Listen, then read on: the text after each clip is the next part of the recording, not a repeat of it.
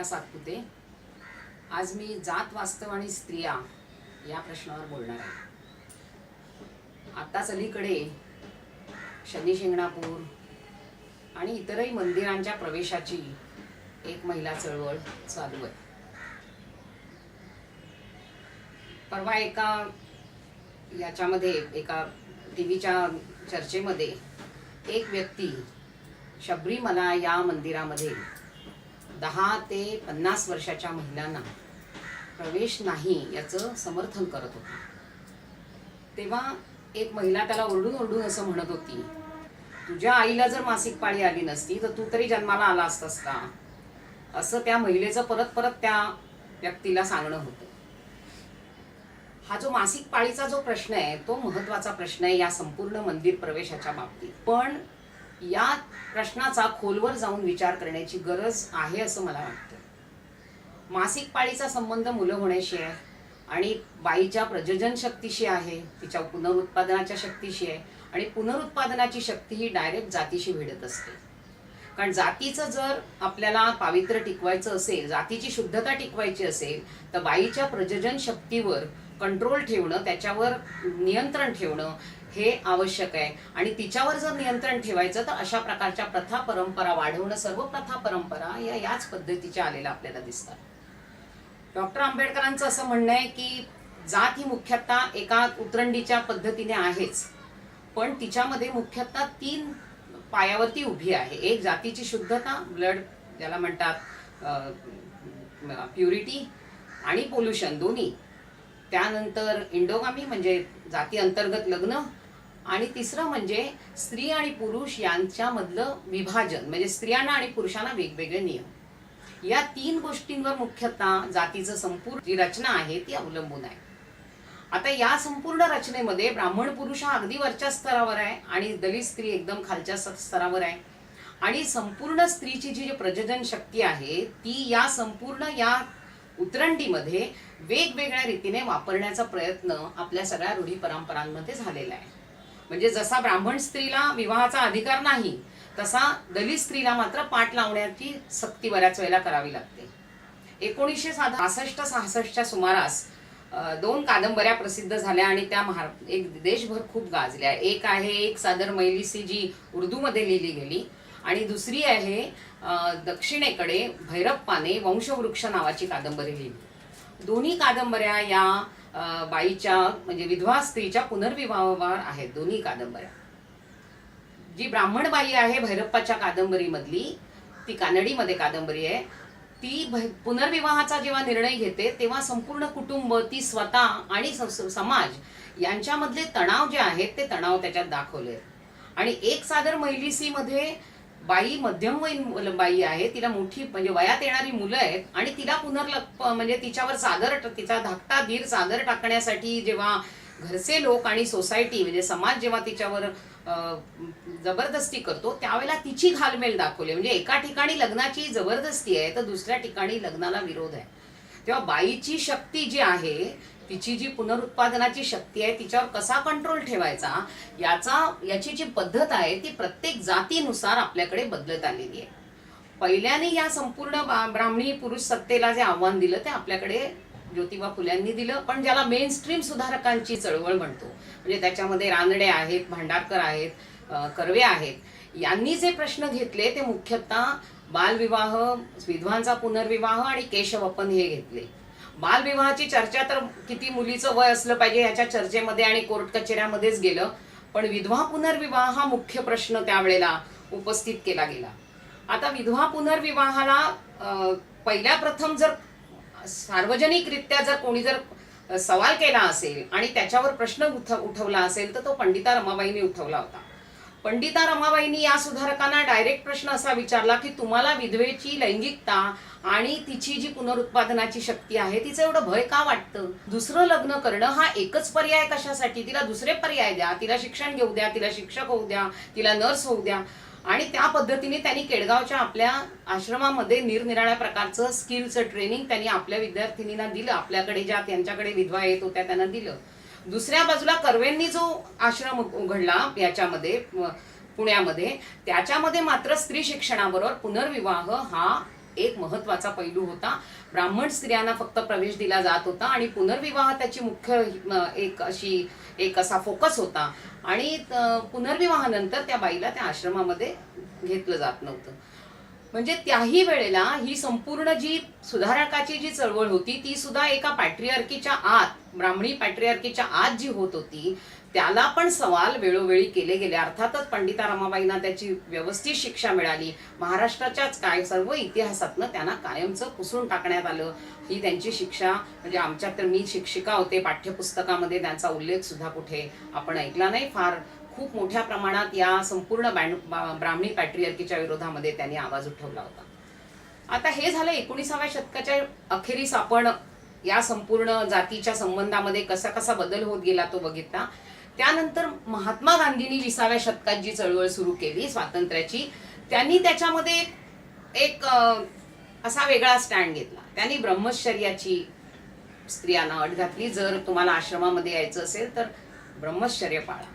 आता ही जरा अतिरेकी वाटते आपल्याला, अनैसर्गिकही काही लोकांना वाटते, पण तो जर काळ लक्षात घेतला तर आपल्याला असं लक्षात येतं की ज्या बायका एका घरातनं दुसऱ्या घरात फक्त फिरत होत्या, ज्या घराच्या मर्यादेच्या कुटुंबाच्या आत होत्या, त्यांना बाहेर येण्यासाठी कुठेतरी ही संपूर्ण जी त्यांची जी काही कल्पना होती, ती त्यांची जी काही मूल्यव्यवस्था होती ती कामी आली. कारण त्यांनी असं सांगितलं की ब्रह्मचर्य कायेने, मनाने, वाचेने पाळायचं, पण मी वरची कुठचीच बंधनं बायकांवर घालणार नाही.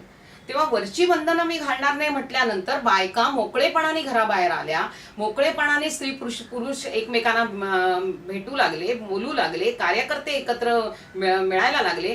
त्यामुळे एक प्रकारची जी बंधनं होती, एक जो बांध होता तो फुटला आणि बायका मोठ्या प्रमाणामध्ये घराबाहेर पडल्या. कारण त्यांना आपली सुरक्षितता हा त्यांचा मोठा प्रश्न राहिला नव्हता ब्रह्मचर्याच्या अटेमुळे. आणि अशा रीतीने एक मोठी जी कोंडी होती बायकांची, ती कोंडी फुटण्याचं काम या एका अटीने केलं असं मला स्वतःला वाटतं. त्याच्यामुळे खऱ्या अर्थाने जी आधुनिक स्त्री जी तयार झाली घराबाहेर पडणारी, ती या चळवळीनंतर झाली. स्वातंत्र्य मिळालं, बायकांना अधिकार मिळाले. 20व्या शतकाच्या अखेरीस जी महिलांची स्वायत्त चळवळ सुरू झाली, या चळवळीने मुख्यतः बलात्कार, घरातमधली हिंसा, कुटुंबातली हिंसा आणि हुंडा हे प्रश्न घेतले. आता खरं आहे की अगदी ब्राह्मण स्त्रीपासून ते अगदी दलित स्त्रीपर्यंत घरामधली हिंसा ही 4 भिंतीच्या आतमधली जी गोष्ट होती ती आजपर्यंत कधी बाहेर आलेली नव्हती. तो अतिशय पर्सनल असा प्रत्येकीचा गोष्ट, एक खाजगी गोष्ट समजली जात होती. पहिल्या प्रथम ह्या खाजगी गोष्टीचं बाहेर चर्चा व्हायला लागली, या अन्यायाविषयी बाहेर चर्चा व्हायला लागली. बलात्काराकडे बघण्याचा दृष्टिकोन बदलला. जिच्यावर बलात्कार होतो ती गुन्हेगार नसून करणारा गुन्हेगार आहे, या पद्धतीची नजर वेगळ्या पद्धतीची या सगळ्या ह्यानी प्रस्थापित झाली. पण तरी सुद्धा ही कुठेतरी संपूर्ण ही सुधारणावादी चळवळ होती ती पर्सनलीच पॉलिटिकल, म्हणजे व्यक्तिगत ते राजकीय अशा प्रकारच्या एका चौकटीमध्ये कुठेतरी अडकली. आणि त्यामुळे या संपूर्ण जाती व्यवस्थेच्या सगळ्या या रचनेमध्ये प्रत्येक बाईचं पर्सनल हे वेगवेगळं आहे याचं भान कुठेतरी म्हणजे तिथे त्या संपूर्ण ह्याच्यामध्ये नव्हतं. आणि त्यामुळे सर्व स्त्रिया ह्याच्यामध्ये सहभागी होत नव्हत्या.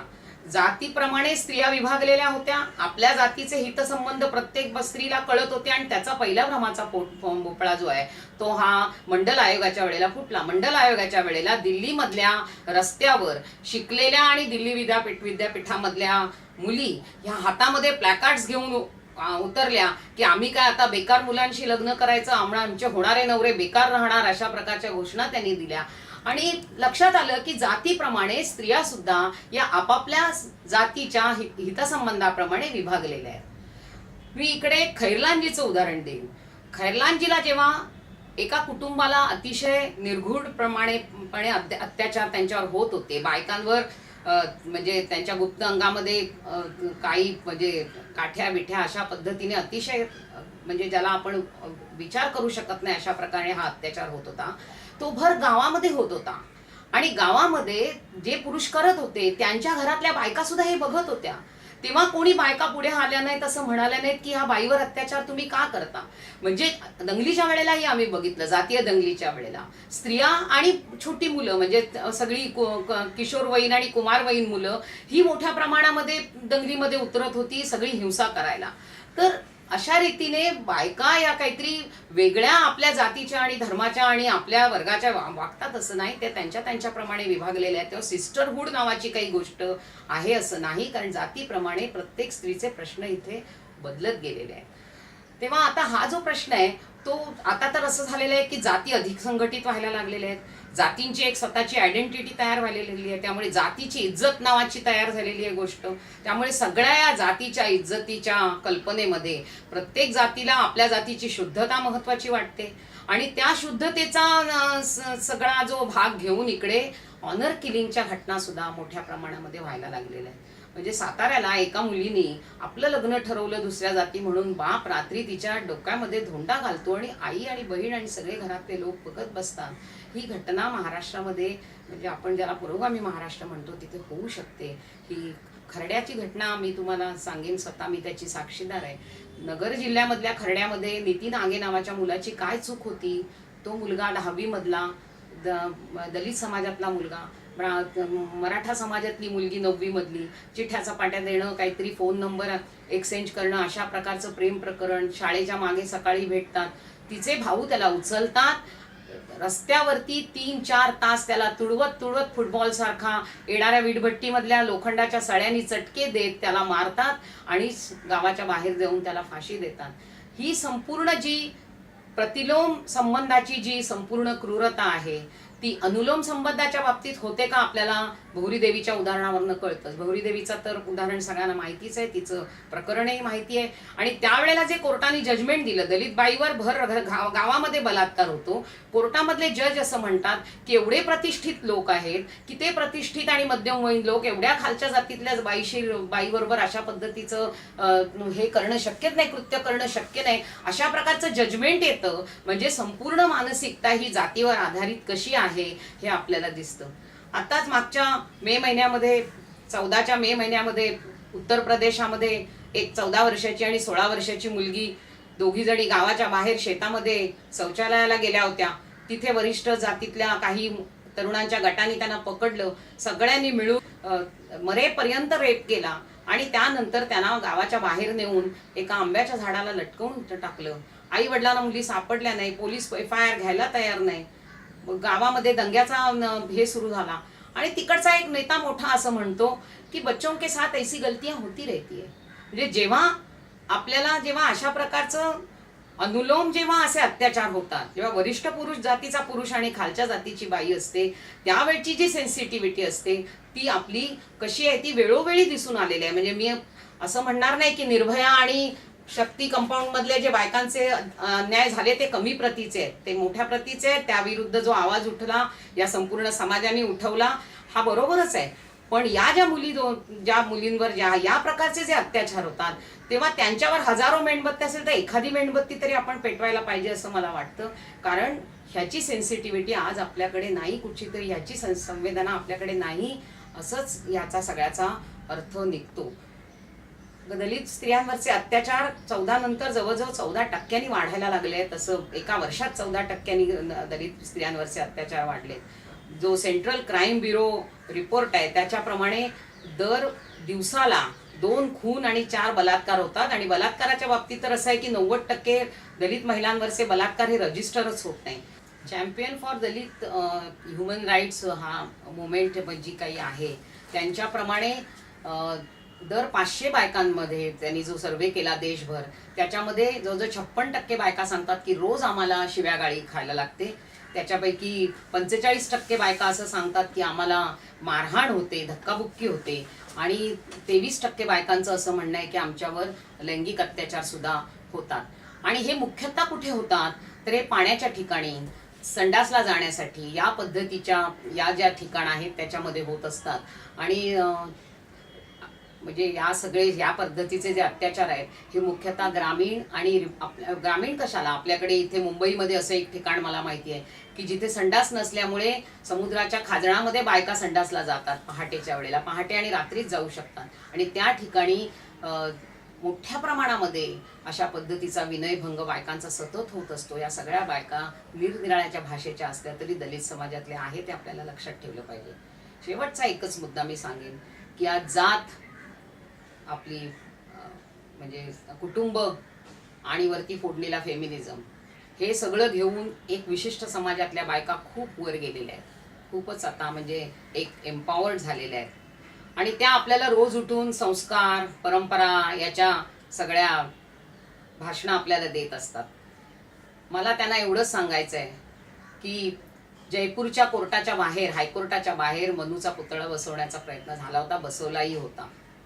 आता वातावरण असं आहे की सगळ्याच कोर्टांच्या बाहेर असे मनूचे पुतळे उभे राहतील आणि तेव्हा तुम्ही काय कराल? कारण हा जर मनुवाद परत आला तर तुमचा हा फेमिनिझम जात आणि कुटुंबाच्या आधाराने किती टिकेल याचा सर्व स्त्रियांनी विचार करायला पाहिजे असं मला वाटतं. धन्यवाद.